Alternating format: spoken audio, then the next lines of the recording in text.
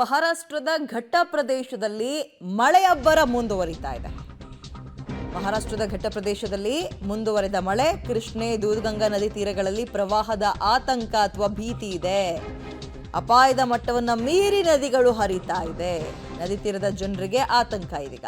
ಕಲ್ಲೋಳ ಗ್ರಾಮದ ದತ್ತ ಮಂದಿರ ಸಂಪೂರ್ಣವಾಗಿ ಜಲಾವೃತವಾಗಿದೆ. ಹೆಚ್ಚುವರಿ ನೀರು ಶೇಖರಣೆಯಾಗಿ ಬೆಳಗಾವಿ ಜಿಲ್ಲೆ ಚಿಕ್ಕೋಡಿ ತಾಲೂಕಿನ ಕಲ್ಲೋಳ ದತ್ತ ಮಂದಿರ ಸಂಪೂರ್ಣವಾಗಿ ನೀರಿನಿಂದ ಆವೃತ ಆಗಿದೆ. ಮಗದೊಂದು ಕಡೆ ಆ ಫ್ಲೈಓವರ್ ಏನೋ ಮಾಡೋಕ್ಕೆ ಬ್ರಿಡ್ಜ್ ಥರ ಕಟ್ಟಿದ್ದಾರೆ, ಅವು ಕೂಡ ಮುಳುಗೋಗಿದೆ. ಗಮನಿಸ್ತಾ ಇದ್ದೀರಿ ಮಳೆಯ ಪರಿಣಾಮ. ಚಿಕ್ಕೋಡಿಯಲ್ಲಿ ಹೆಚ್ಚಾಗಿ ಮಳೆ ಆಗ್ತಾ ಇದೆ ಅಥವಾ ಅನ್ನುವಂತಹ ಪರಿಸ್ಥಿತಿ ಅಲ್ಲ, ಮಹಾರಾಷ್ಟ್ರದ ಘಟ್ಟ ಪ್ರದೇಶಗಳಲ್ಲಿ ಆಗ್ತಾ ಇರೋದು. ನೀರು ಹೆಚ್ಚಿನದಾಗಿ ಫ್ಲೋ ಈ ಕಡೆಗೆ ಆಗ್ತಾ ಇದೆ, ನದಿ ತೀರಕ್ಕೆ ಬರ್ತಾ ಇದೆ. ಪರಿಣಾಮ ಸುತ್ತಮುತ್ತಲಿನ ಗ್ರಾಮಗಳಲ್ಲಿ ಆತಂಕ. ಮಗದೊಂದು ಕಡೆ ದೇವಸ್ಥಾನಗಳು ಈ ರೀತಿಯಾಗಿ ಮುಳುಗಡೆಯಾಗಿದೆ. ಮುಕ್ಕಾಲು ಭಾಗ ಮುಳುಗಡೆಯಾಗಿದೆ. ಕೇವಲ ಕಳಶ ಅಥವಾ ಗೋಪುರ ಮಾತ್ರ ಕಾಣಿಸ್ತಾ ಇದೆ ನೋಡಿ. ಅಲ್ಲಿ ಕಳಶದಿಂದ ಓಕೆ ಇಲ್ಲಿ ದೇವಸ್ಥಾನ ಇದೆ ಅನ್ನುವಂಥದ್ದು ನಮಗೆ ಗೊತ್ತಾಗ್ತಾ ಇದೆ.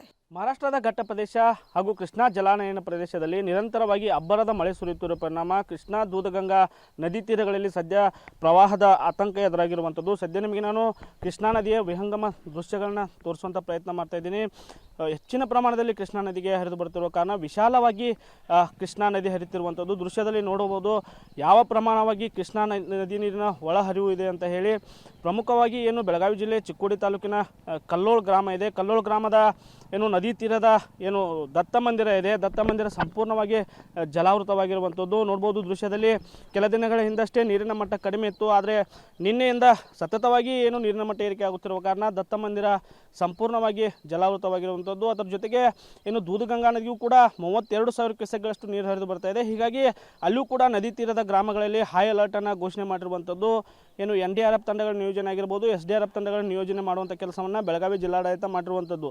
ಪ್ರಮುಖವಾಗಿ ನದಿ ತೀರದ ಜನರಿದ್ದಾರೆ, ಆ ಜನರನ್ನು ಏನು ಈಗಾಗಲೇ ಇನ್ನೂ ಹೆಚ್ಚಿನ ಪ್ರಮಾಣ ನೀರು ಬಂದರೆ ನೀವು ಸ್ಥಳಾಂತರ ಆಗಬೇಕು ಅನ್ನೋ ಮನವಿಯನ್ನು ಕೂಡ ಜಿಲ್ಲಾಡಳಿತ ಮಾಡಿರುವಂಥದ್ದು. ಹೀಗಾಗಿ ಕ್ಷಣಕ್ಕೂ ನೀರಿನ ಮಟ್ಟದಲ್ಲಿ ಹೆಚ್ಚಾಗುತ್ತಿರುವ ಕಾರಣ ಒಂದು ರೀತಿಯಾದಂಥ ಆತಂಕದ ವಾತಾವರಣ ನದಿ ತೀರದಲ್ಲಿ ನಿರ್ಮಾಣವಾಗಿರುವಂಥದ್ದು.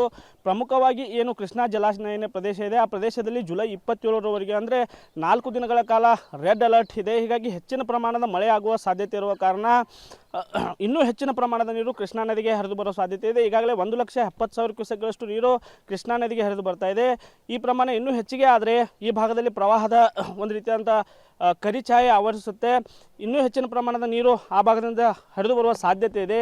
ಹೀಗಾಗಿ ಕ್ಷಣಕ್ಕೂ ನದಿ ತೀರದಲ್ಲಿ ಪ್ರವಾಹದ ಆತಂಕ ಹೆಚ್ಚಾಗ್ತಿರುವಂಥದ್ದು.